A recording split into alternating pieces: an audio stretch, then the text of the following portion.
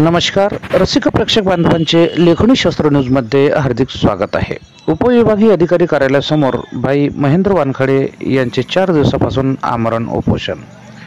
जळगाव जामोदमधील महेंद्र संपतराव वानखडे यांनी जिल्हाधिकारी, उपविभागीय अधिकारी आणि पोलीस स्टेशन जळगाव जामोद यांना निवेदन सादर केले। निवेदनात असे नमूद आहे की तालुक्यात 22/7/2023 रोजी अतिवृष्टी झाली होती। त्यावेळी शहरातील व तालुक्यातील घरे, जनावरे, जमिनीचे पंचनामे तयार करून यादीमध्ये बोगस व पात्र नसलेल्या लाभार्थ्यांची नावे समाविष्ट करून अधिकारी कर्मचारी यांनी तत्कालीन तहसीलदार यांचे दालनात सादर केले। याबाबत पंचनामे तयार करणारे अधिकारी कर्मचारी तसेच तत्कालीन तहसीलदार सुद्धा यामध्ये सहभागी असून आपल्या बचावाकरिता तहसीलदार यांनी आर्थिक गैरव्यवहार झाल्याची तक्रार पोलीस स्टेशनला दिलेली आहे। महाराष्ट्र शासन महसूल वन विभाग यांच्या दिनांक 24 जानेवारी 2023 चे शासन निर्णयानुसार तहसीलदार यांनी चुकीची माहिती दुरुस्ती करणे, नुकसान भरपाई मंजूर करणे व लाभार्थ्यांना लाभ प्रदान करणे तहसीलदार यांचे अधिकार क्षेत्रात येत आहे। त्यामुळे तहसीलदार यांनी ही जबाबदारी स्वीकारायला हवी। त्यांचे अधीनस्थ असलेले अधिकारी कर्मचारी सुद्धा जबाबदार असल्याचे तक्रारीत नमूद आहे। आर्थिक घोळ प्रकरणी संबंधितवर गुन्हे दाखल करा, अन्यथा उपविभागीय अधिकारी कार्यालयासमोर आमरण उपोषणाला सुरुवात करणार असल्याची सुद्धा निवेदनात माहिती आहे। नमूद मागणी पूर्ण न झाल्याने गेल्या 4 दिवसापासून तक्रारकर्त्यांनी आमरण उपोषण सुरू केले असून अद्याप मात्र उपोषणाची दखल घेतली नसल्याचे दिसून येत आहे।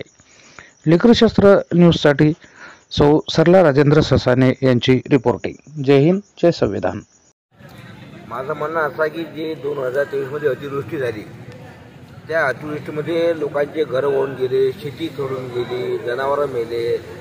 त्याच्याकरता शासनाने दिनांक 24 जानेवारीला जे शासन निर्णय काढला आणि त्या शासन निर्णय ज्या लोकांचं नुकसान झालं त्यांना सानुग्रह अनुदान देण्यात यावं अशा प्रकारच्या सूचना दिल्या।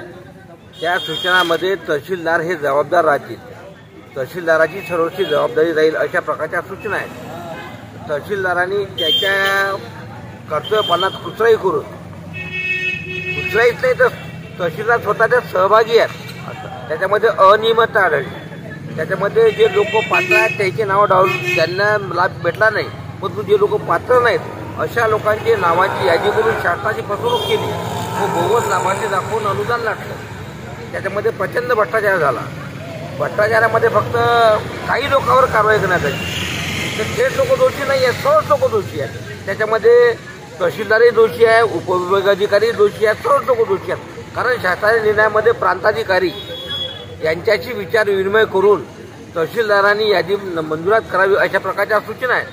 तर फक्त बाकीचे कर्मचारी कसे काय जबाबदार राहते त्यांनी तर जी, आणि मी तर म्हणतो की जे सर्वे करणारे कर्मचारी आहेत त्यांनी जी मास्टर यादी सादर केली ती मास्टर यादी आणि अनुदान वाटप जी तहसीलदारांनी अनुदानाची यादी तयार केली त्या अनुदानाची यादी या दोन्ही याद्या सरकारने तपासाव्या।